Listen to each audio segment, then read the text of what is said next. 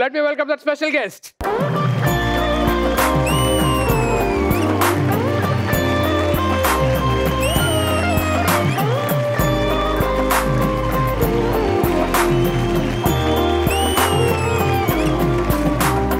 మీరందరూ షాక్ అవుతూ ఉంటారు, ఏ సినిమాలో హీరోయిన్ తీసుకొచ్చారు ఏంటి అని చెప్పనని. హీరోయిన్ లా ఉంటారు కానీ ఆవిడ హీరోయిన్ కాదు, ప్రొఫెషన్. షీఈస్ అ న్యూట్రిషనలిస్ట్. హెల్తీగా ఉండాలన్నా, మన మెంటల్ హెల్త్ బాగుండాలన్నా, ఫిజికల్ హెల్త్ బాగుండాలన్నా, ఏదైనా సరే diet plays a major role in our life. So దాని గురించి మీరు ఇంకా హెల్తీగా ఉండాలని మేడంని వాళ్ళు తీసుకొచ్చి మీ అందరు కొన్ని టిప్స్ ఇద్దామని చెప్పని అనుకున్నాం. మీ అందరికి టిప్స్ ఇచ్చే ముందు నాకు కొన్ని డౌట్లు ఉన్నాయి. నీ డౌట్లు మేడం చెప్పదు. వీడెవడో ఓవరాక్షన్ చేస్తున్నాడు, చైల్డ్ ఆర్టిస్టా? నేను న్యూట్రిషన్ గురించి అడుగుతున్నాను. నేను కూడా యాక్చువల్ గా సుధీర్కి అవసరం లేదనుకుంటా. మ్యామ్ అసలు ఇలాగా హెల్తీ డైట్ తినాలి లేకపోతే హెల్తీగా ఉండాలి అని మీకు ఎప్పుడు అనిపించింది అసలు? నేను ఇంటర్వ్యూస్ ఫేస్ చేసినప్పుడు కానీ యాజ్ ఎ న్యూట్రిషనిస్ట్ జాబ్ కోసం వెళ్ళినప్పుడు కూడా ఓకే, నేను అప్పటికే కొంచెం లా ఉన్నాను. మనము ఫిట్ గా లేకపోతే మన కాన్ఫిడెన్స్ లెవెల్స్ ఆల్మోస్ట్ 80% డౌన్ అయిపోతాయి. దాన్ని ఇన్స్పైర్ అయ్యి నేను మోటివ్ చేసుకొని నేను first 15 years back ladies gym and నేను క్లినిక్ పెట్టాను. మన లైఫ్ లో ఉన్న మన ప్రాబ్లమే ఒక లెసన్ లా మారి దాని నుంచి మనం నేర్చుకొని 10 మందికి ఆ జ్ఞానాన్ని పంచడం అంటే దట్స్ ఎ గుడ్ థింగ్. వీళ్ళకి కూడా కొన్ని క్వశ్చన్స్ ఉన్నాయి. నా డౌట్ ఏంటంటే ఏం తిన్నా ఇక్కడికే వెళ్ళిపోతుంది. ఏ తిన్నా అక్కడికే వెళ్ళిపోతుంది.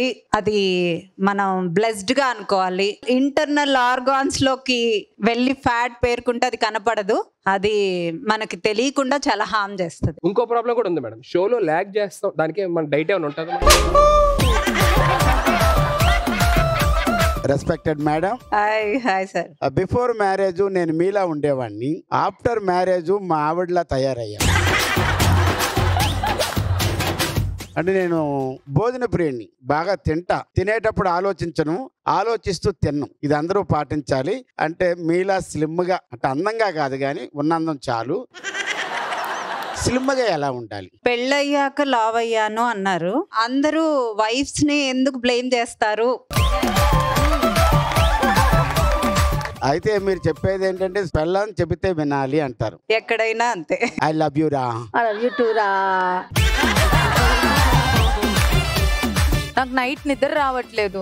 మంచిగా తింటే నిద్ర బాగా వస్తుంది అని చెప్తారు కదా, ఎంత తిన్నా కూడా నైట్ ఒక 3:30-4 వరకు నిద్ర రావట్లేదు. సరే అండ్ డైట్ లో ఉన్నప్పుడు డైట్ లో కూడా నిద్ర రావట్లేదు. యాక్చువల్ రీజన్ తెలియదు, నైట్ క్లబ్స్ లో ఉంటుంది మేడం.